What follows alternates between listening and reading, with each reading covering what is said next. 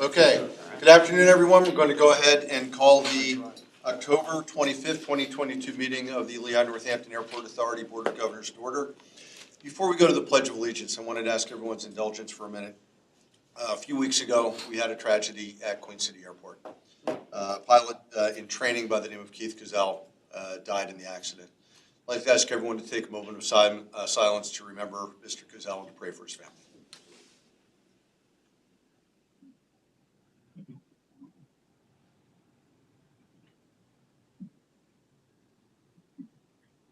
Thank you, everyone. I could ask everyone to please stand for the pledge. I pledge allegiance to the flag of the United States of America and to the republic for which it stands, one nation, under God, indivisible, with liberty and justice for all.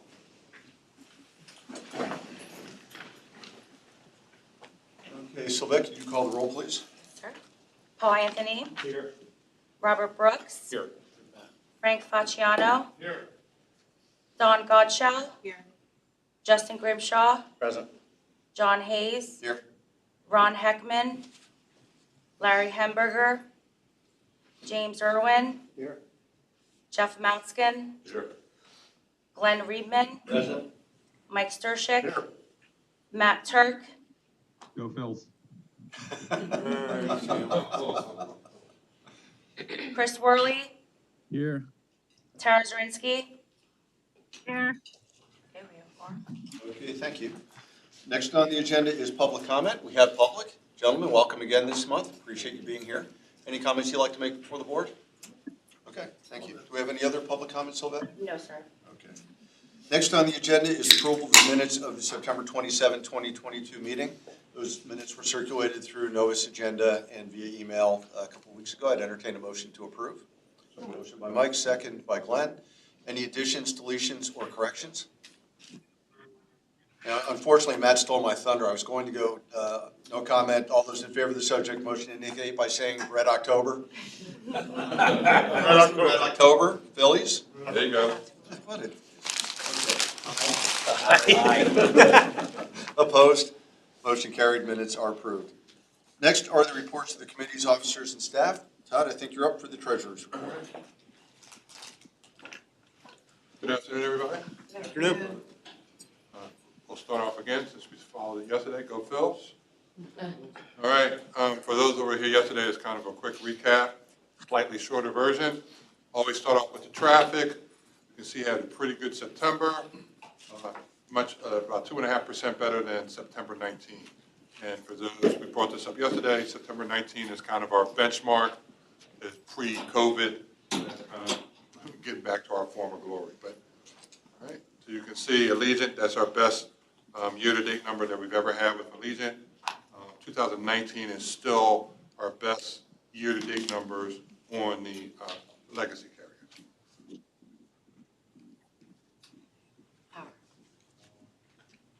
Okay. Comparing us to other airports, you can see we're about 3.6 in both throughput and seats, and all airports throughputs are about -3, 2.8, and seats -0.4, excuse me. Always compare ourselves to our peers. Our peer average is close to what's going on with us with our legacy carriers. So, but you can see that we're doing pretty good compared to our peers. We're down about 3.6 seats, and our peers are down 20%, and the throughput going to the checkpoint is even slightly down more than that. You can see Wilkes-Barre minus 38% in seats. You can see Harrisburg minus 18% in seats. So again, we're doing pretty good compared to our month of September. I always show these numbers without carriers because obviously at some point there will be no carriers, so we have to make sure we kind of look forward to being self-sufficient completely. But you can see that we had a negative net income budgeted, but we are actually exceeding that pretty well. 625, net income of 192,000, and that's driven by revenue, which is always the thing that makes me happy, not a reduction in expenses. Year to date, again, doing much better than we thought at this, when we did our budget last year. Again, for people that say, well, why is your variance so large? Because last year there was a lot of uncertainty, and our recovery has come faster than we actually expected. We did not expect to exceed 2019 traffic. If you remember, the estimates were 2024, and even some of them were, 2025. So the fact that we were able to recover as fast as we did is really boding well for us, especially you consider what's going on with our peers. That's how long it's going to take them to get back up to that 2019.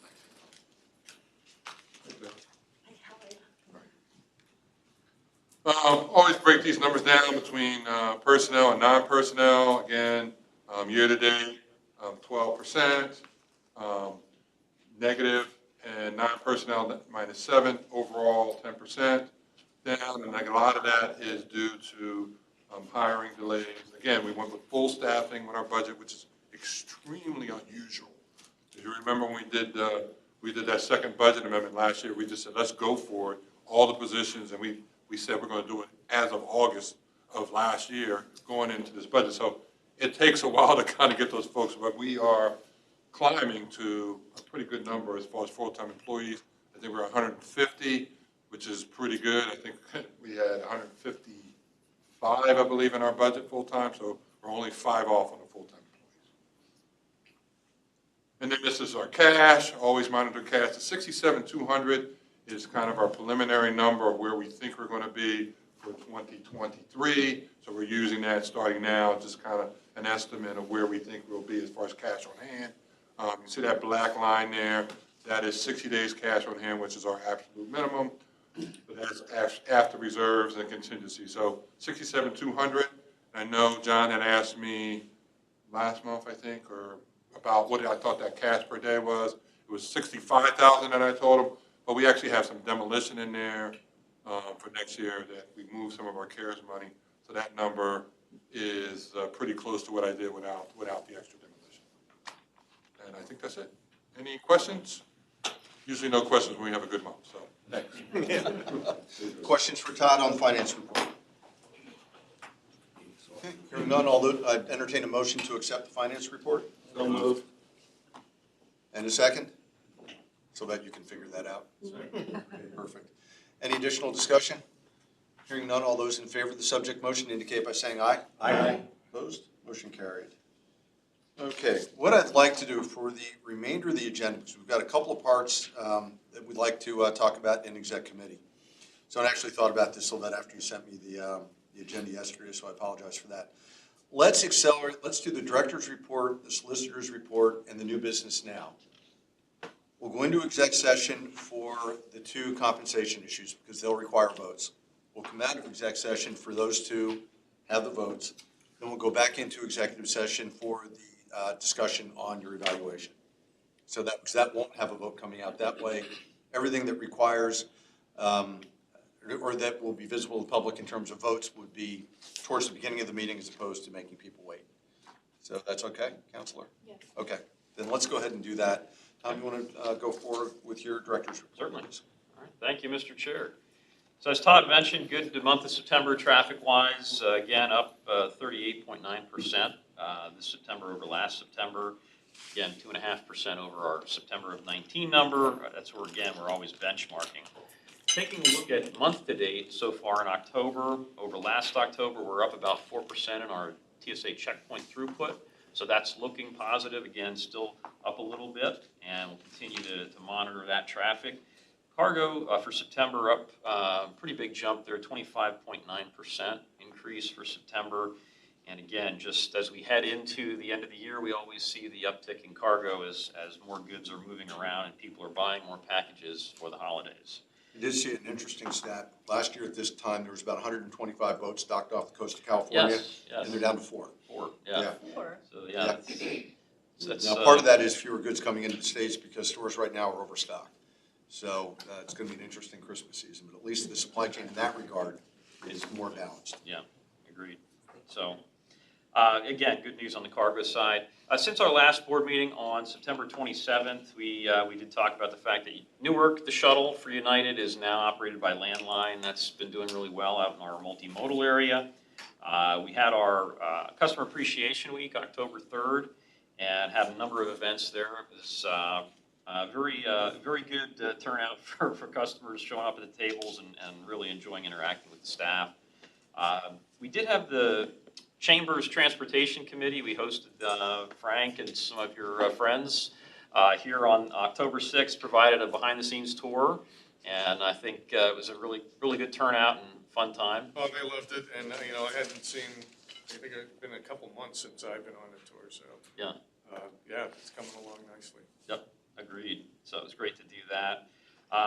Week of October 10th was Fire Prevention Week. Our fire department was out for a few days. We had them in the terminal with customers, handing out some literature. I think, I can't mention names, but somebody was dressed up as Sparky. And I think we had the fire prevention, I don't know the full title of Sparky, but I think Fire Dog. All right, Fire Dog was here. So, but I think it was well received, and customers enjoyed that. Kids certainly did as well. September 26th through October 7th, we had our TSA PreCheck open enrollment, and we added another 583 people into TSA PreCheck during that event. In terms of upcoming events, really want to just highlight November 23rd is our Passenger Appreciation Day. And a lot of our terminal advertisers will be on site that day. They set up tables, so handing out and interacting with our customers all throughout the terminal complex. So that'll be a great thing to see on the 23rd. Also, due to the Thanksgiving holiday, our committee meetings will be on Tuesday, November 22nd, so exactly 1 week prior to board. And then we'll have Thanksgiving and reconvene on the 29th for board as normal. So again, at this point, we're not planning any committee or board meetings for December. We'll take a look as we get closer, Mr. Chair, and see if that changes. But that's really the list of events. Happy to answer any questions if there are any. Thank you, Tom. Any questions? Frank? What's the time on the Newark flight or the Newark bus? How long does it take to get from here to there on the bus? That's a great question. Do we have any idea what the travel time on 78 is? I'm not sure.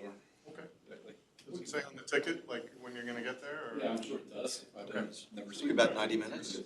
Go online and find out? Depends on the traffic. Yeah. I believe it said an hour 15 Yeah, minutes. that makes about sense. That's right. And I don't know, to your point, I mean, it's a good question, if they're factoring in for the potential for traffic or other things, maybe giving a little bit more time on the ticket, I'm not sure, but we can find out. They don't on a plane flight. Why would they factor it in on a bus? Traffic? My flight's Alright, always just early. curious. So. But yeah, we can certainly find out for you. Who's the company that runs it? The company that runs it is Landline. Sure. But it's a Delta flight? Or it's a United. United flight? United to Newark, yeah. And how is the Philly bus running, the American flight? Still very strong. When we're talking to our folks here in American, they're still, again, it's 35 seats on the coach, but they're filling up. They're in the 30s usually when it's running out of here, so that's all good indications. Okay, good. Any other questions or comments for Tom? Okay, now we're down to solicitor's report. Thank you, Chairman. Yes.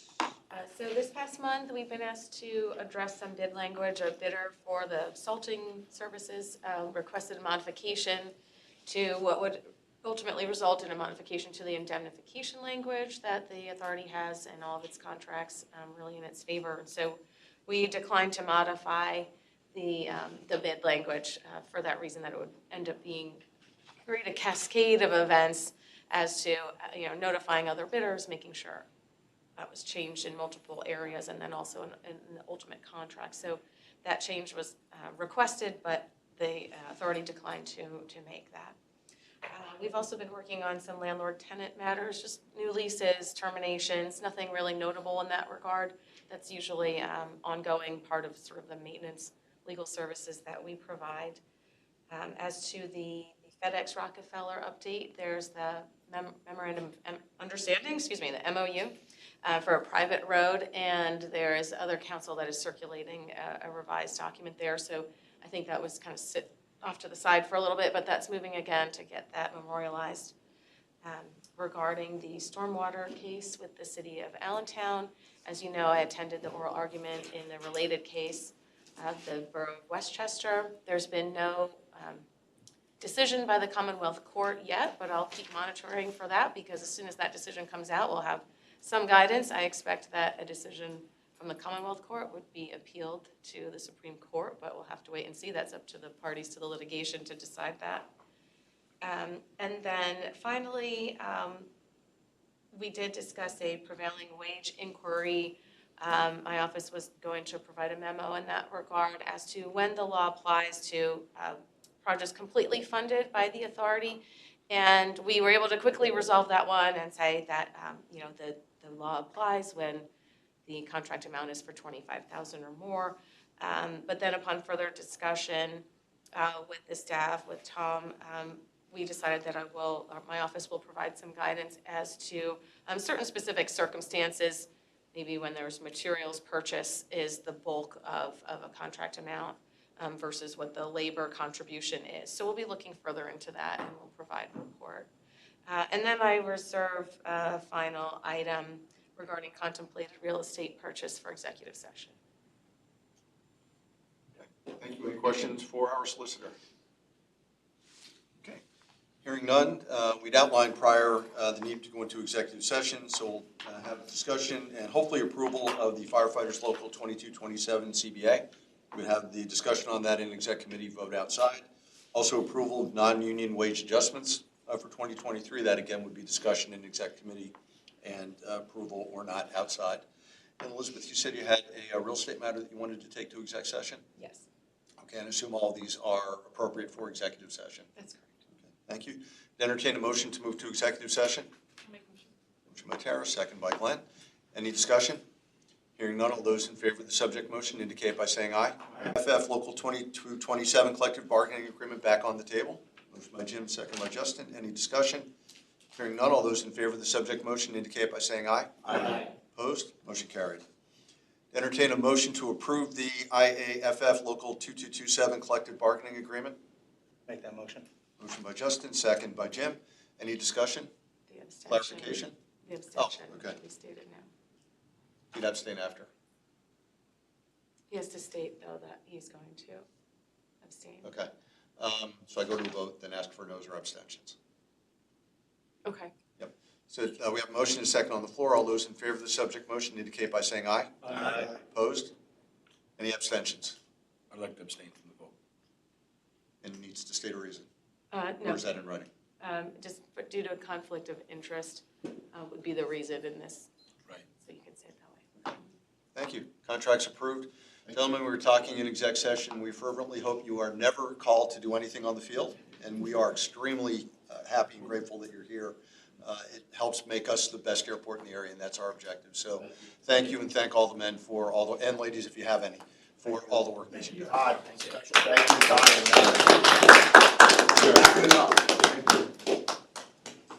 entertain a motion to bring approval of the non-union wage adjustment back on the table. Motion by Glenn, second I'll make that second. by Justin. Any discussion? Hearing none, all those in favor of the subject motion indicate by saying aye. Aye. Opposed? Motion carried. Second, I'd entertain a motion to approve the non-union wage adjustment. I'll make a motion. Motion by Frank, second by Tara. Any discussion? Hearing none, all those in favor of the subject motion indicate by saying aye. Aye. Opposed? Motion carried. Thank you, everyone. Okay, do we have any? We're going to go back into, yes, Elizabeth. So they should make the statement about the executive Exec session. I'm sorry, yep. So the votes came in the public session, as you heard.